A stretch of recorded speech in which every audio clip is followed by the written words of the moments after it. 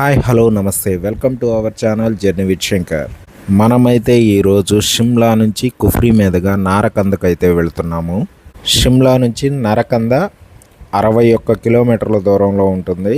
ఈ నరకంద వెళ్ళే దారిలో అద్భుతమైన ల్యాండ్స్కేప్లు, ఘాట్ రోడ్డులతోటి రూట్ మొత్తం సూపర్గా ఉంటుంది. చూడండి, ఇక్కడ నుంచి అయితే ల్యాండ్స్కేప్ ఏ విధంగా ఉందో, ఆ కిందకి వెళ్ళే ఘాట్ రోడ్డు ఉందో చూడండి. అసలు పాముల మెలికలు తిరుగుతూ సూపర్ అంటే సూపర్గా ఉంది కదా. మనం షిమ్లా వెళ్ళినప్పుడు షిమ్లా లోకల్ టూరు మరియు కుఫ్రీ వరకే చూసి వెళ్తాము.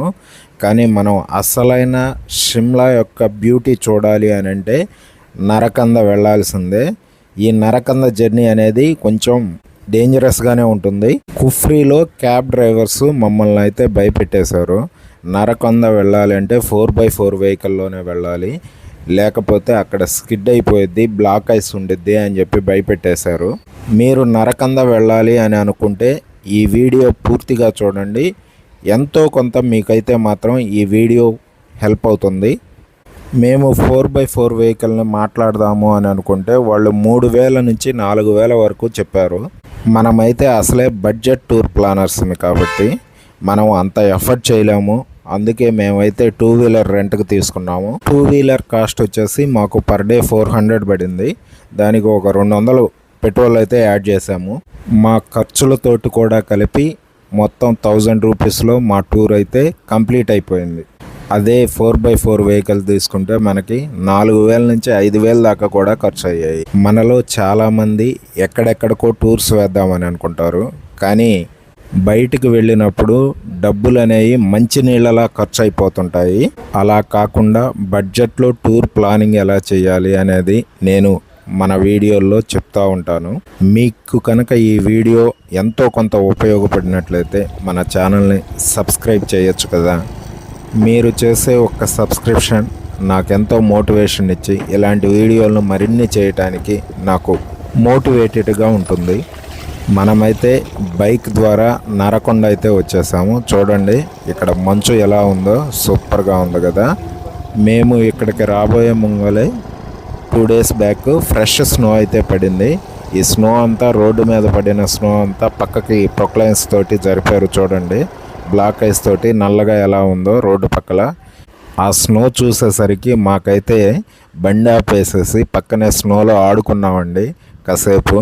ఫస్ట్ టైం మనం స్నో ప్లేసెస్ విజిట్ చేయటం. అదివరకు చాలా టూర్లు వెళ్ళాము. గ్యాంగ్టక్ 0 పాయింట్ దగ్గరికి అక్కడికి వెళ్ళినప్పుడు మన బ్యాడ్ లక్ బాగలేక స్నో అయితే లేదు. మనం స్నో ఈ విధంగా చూడటం అయితే ఫస్ట్ టైం. స్నోని ఫస్ట్ టైం చూసినప్పుడు వచ్చే ఆ ఎగ్జైట్మెంటే వేరు కదా. అదే మీరు కనుక ఇలాంటి ప్లేస్ ఫస్ట్ టైం విజిట్ చేసినట్లయితే ఏం చేస్తారో మీరు కామెంట్లో నాకు తెలియచేయండి. హాయ్ గాయస్, ఇప్పుడైతే మనం వచ్చేసాం నరకొండలోని మంచు ప్లేస్కి. ఇదిగోండి చూడండి, నా చుట్టూ ఎంత మంచు ఉందో చూసారా.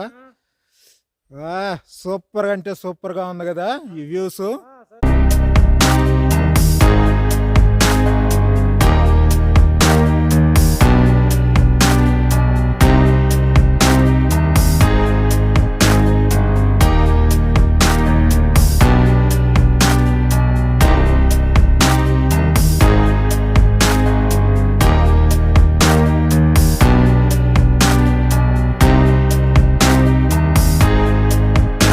ఇక్కడ రోడ్లు అయితే చాలా డేంజరస్గా ఉంటాయండి.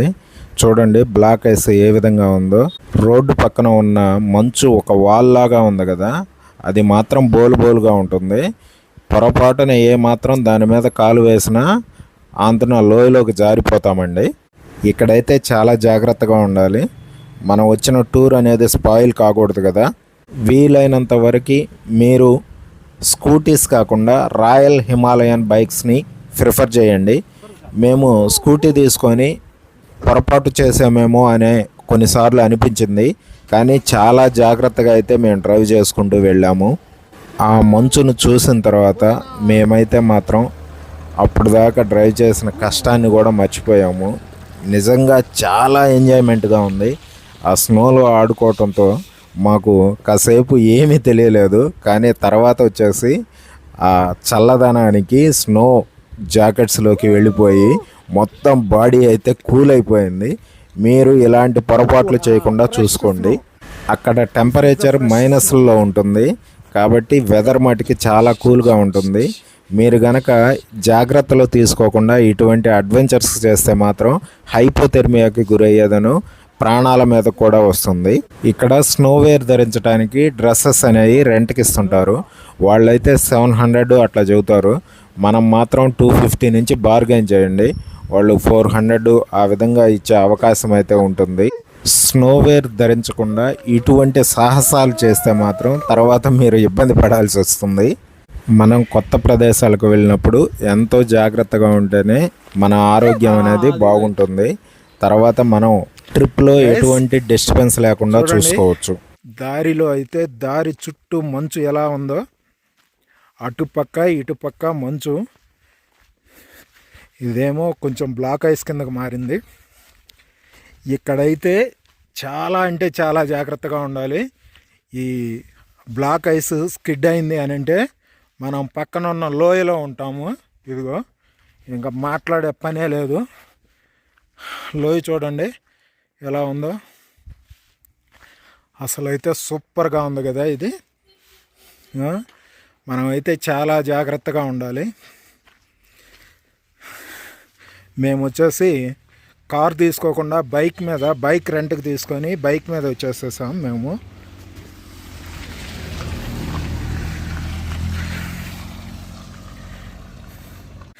ఈ మంచు కోసమే కదా మనం ఏపీ నుంచి, మన ఒంగోలు నుంచి ఇక్కడ దాకా వచ్చాము.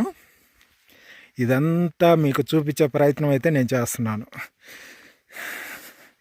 దీనికైనా మీరు మన ఛానల్ని సబ్స్క్రైబ్ చేసుకోండి, వీడియోని లైక్ చేయండి, షేర్ చేయండి.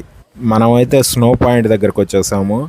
ఇక్కడ టూరిస్టులు అందరూ వచ్చేసి ఇక్కడ స్నో యాక్టివిటీస్ అయితే చేస్తుంటారు.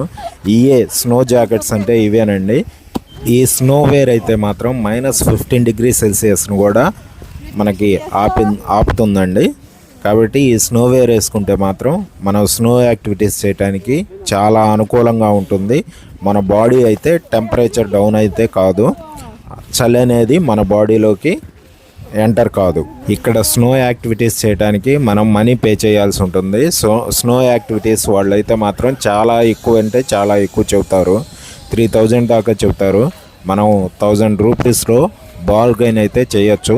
బార్గెన్ చేసి మీరు స్నో యాక్టివిటీస్ని అయితే ఎంజాయ్ చేయండి.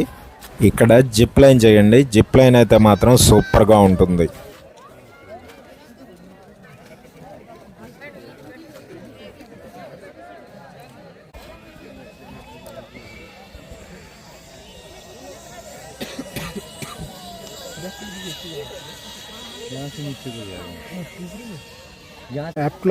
Applecroft Narganda. In every room you get the heaters plus Wi-Fi, hot water kettle. You get the facility of bonfire in the property, and the view from the properties of Himalayan ranges. Plus the east side you can see the sunrise.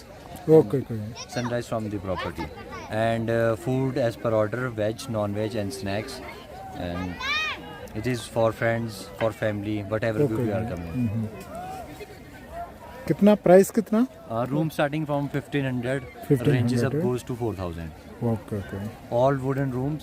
You can check it online as Applecroft Narganda. Applecroft Narganda. CROFT NARKAND Narganda. 90 plus reviews. All reviews are 5 star. Okay, thank you. Subscribe చేసుకొని వీడియోని like చేయండి, share చేయండి. చూసారా ఎలా ఉందో, సూపర్గా ఉంది కదా. ఓకే ఫ్రెండ్స్,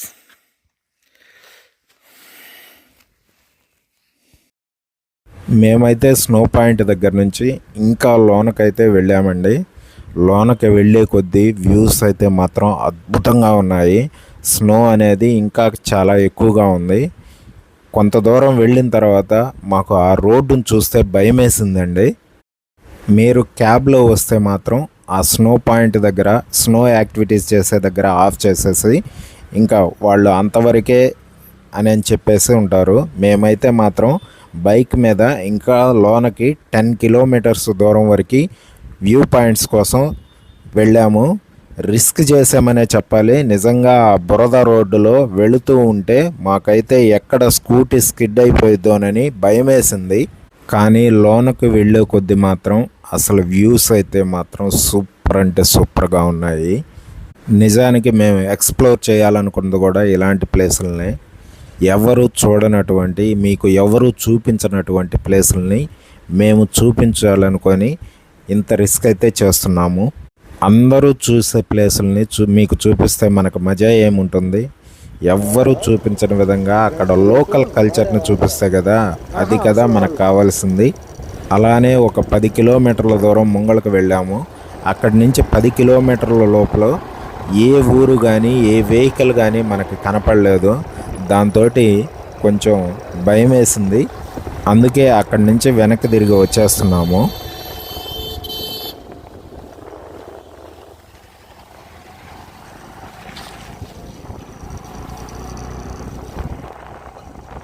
మీకు కనుక ఈ వీడియో నచ్చినట్లయితే మన ఛానల్ని సబ్స్క్రైబ్ చేయండి, వీడియోని లైక్ చేయండి, షేర్ చేయండి. ఓకే, ఉంటా మరి.